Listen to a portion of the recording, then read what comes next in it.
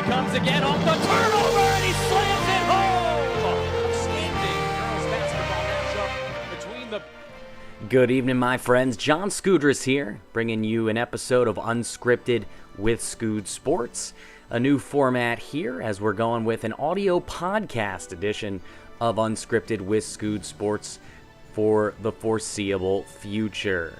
After all, my voice is what makes me the money, not so much my dashing good looks. I'm not Tom Brady after all, I'm just John Skood here on Unscripted with Skood Sports. Today we look back at the Sunday that was in the NFL season, a promising day for many, some great individual efforts, and some real lackluster ones as well. We begin in the NFC East, where the Philadelphia Eagles and New York Giants battled from Lincoln Financial Field. Philadelphia, knowing that coming off of two horrific performances with an injured secondary and an offense not living up to their potential, they needed to come out strong to get a victory over their rivals from the Big Apple, especially with the Cowboys having won on Thursday over a banged-up Redskins team. Philly plays Washington next week, but they had to take care of the Giants first, and early on it was Saquon Barkley that was doing much of the lion's share of the damage as he and the New York Giants got out to a 19-3 lead on the Birds, but Philadelphia battled back. Thanks to two late touchdown passes from Carson Wentz, they were able to come back. And with the victory today, the Eagles keep their hopes alive and in fact move just a game back not only of the division lead, but also of the wild card. So Philly very much in it. As we take a look elsewhere around the NFL, why are the Eagles within a game of the wild card? Because the Seattle Seahawks came to play today against the Carolina Panthers. Early on in this one, it looked like the Panthers were the ones who were going to pull away thanks to some great game planning and scheming. Look at this play by Cam Newton.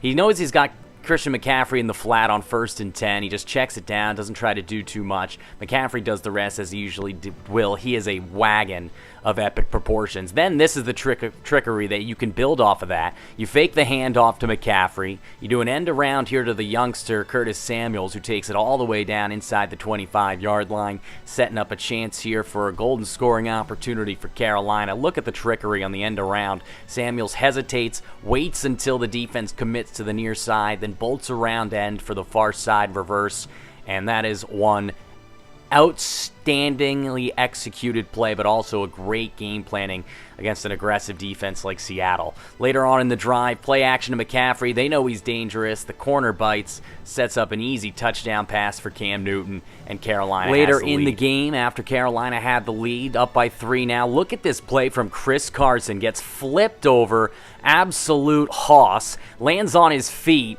and then gets right back up and runs for a couple more yards. One of the best plays you'll see all year, and it puts the Seahawks in business. Later in the drive, 3rd down and 12 from the 32-yard line. Big time ups downfield. Big time pickup to David Moore, and the backup wide receiver for the Seahawks breaks a tackle, drags another man inside the 15. A couple of plays later, Russell Wilson hesitates but has time in the pocket, connecting on the far side of the field as he hits Tyler Lockett, and just like that, the Seahawks are in business. Later in the game, Seahawks down 7. Look at this throw on 4th down and 3. Game on the line, down 7 points.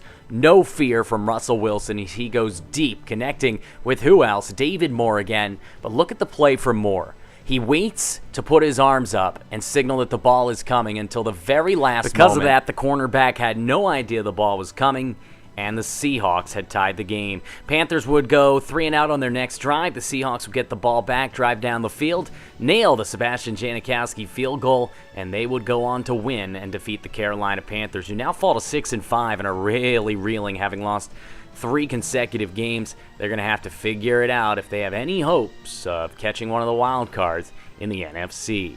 We move over to the AFC North, where the Baltimore Ravens hosted the Oakland Raiders. Raiders coming off a victory, just their second all season last time out. Baltimore trying to stay in a tightly packed AFC playoff race. And look at this play with the Raiders down 10 in the second half, where we pick it up as Jared Cook. You know, he's a guy that came into the league, a second-round pick, I believe, who had a lot of fanfare, who never really lived up to expectations. But what ball control skills for a tight end, as this ball was woefully underthrown by Derek Carr. And coming back to make the play with one hand, stay in bounds, and roll into the end zone is Cook. And that, of course, puts the Raiders in business as they are down just 3 points. Another look at it from a back angle. That is just an unbelievable play by Cook. He did a similar type of play, not in the end zone, but against the Cowboys when he was on the Packers a few years ago in that playoff game.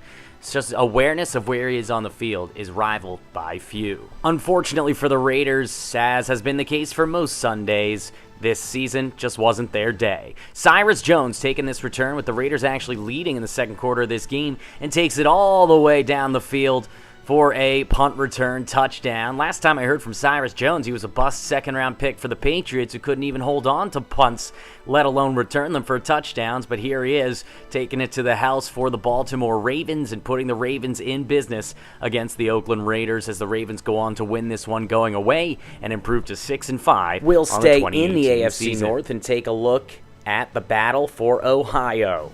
The Cleveland Browns came into this game as underdogs, but since Hugh Jackson was fired a few weeks ago, they have looked like a whole different franchise, and today was further evidence of that. This touchdown catch put Cleveland up 28 points against their rivals from the Buckeye State, and it got them a victory that puts them, believe it or not, right back in the playoff picture in the AFC. With the victory, Baker Mayfield continued to show his poise and precision, but more importantly, look at this play from Nick Chubb, who is a young running back that really many people overlooked, as he was really the running back at Georgia that people overlooked coming into the draft. Sony Michel, the first-round pick for the Patriots, got more of a look. And look at this catch. He also had a touchdown on the ground, but an unbelievable catch from Chubb over the back of a defender. That looks like something that you see in a video game, not in real life. With the catch, they go up 28-0, and with the lead, they go on to win. And with the win, the Browns at 4-6-1 are only 2 games out of a playoff spot as of this recording. Impressive stuff from Cleveland, who's right back in the playoff race. Wouldn't that be something if they made the playoffs after firing their coach earlier this season and after going 0-16 a year ago? We'll wrap up our look around the AFC North with the late game between Pittsburgh and Denver.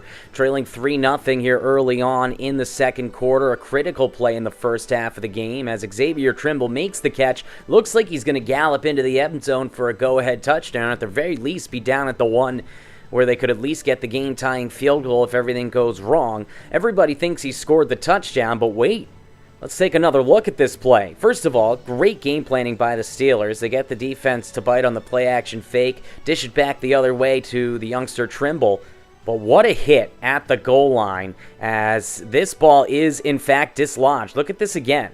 The hit here from the safety dislodges the ball right before he gets into the end zone. The ball goes out of bounds. That's a touchback in favor of Denver. Later on in the half, in fact, the last play of the half, the Steelers, a little trickery, tricky Sunday for the men from Western PA as Denver is rife with Steelers fans, and they're up and at 'em with the game being tied as the Steelers get the fake field goal touchdown pass to the tackle Alejandro Villanueva, who I believe is a former Army Ranger.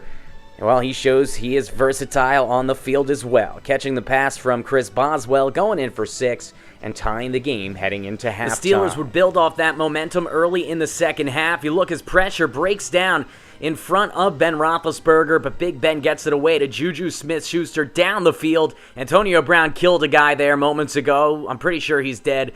And the Denver Broncos lead is dead as the Steelers have now taken the lead after tying it up at the end of the first half. Juju Smith-Schuster, 97 yards to pay dirt as he and the Steelers rock and roll in Mile High. Take a look at this. The blocking breaks down, but Ben's just able to get it away. And then, like I said, let's see it there. Yeah, Antonio Brown killed that guy right there in midfield. So the Steelers getting not only great performances catching and running the ball from their receivers, but great blocking as well. And then the stiff arm from Juju as he takes it to the house and Pittsburgh takes the lead. This one would go down to the wire. And late in the game with the Steelers trailing by 7, it looked like it would be headed to overtime. Pittsburgh had a first and goal inside the 10, but on third down and goal from inside the 5, Ben Roethlisberger, reminiscent of his game against the Patriots a year ago, was intercepted in the end zone on a pass intended for Antonio Brown.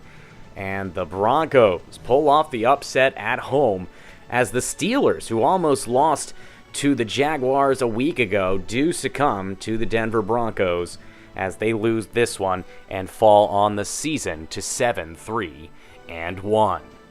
Elsewhere in the late games, a battle for that second AFC wildcard spot as the Miami Dolphins are in Indianapolis to take on the Colts. Look at this sequence at the end of the first half. With the game tied up at 7, Jack Doyle, a touchdown reception from Andrew Luck, puts the Colts up 14-7.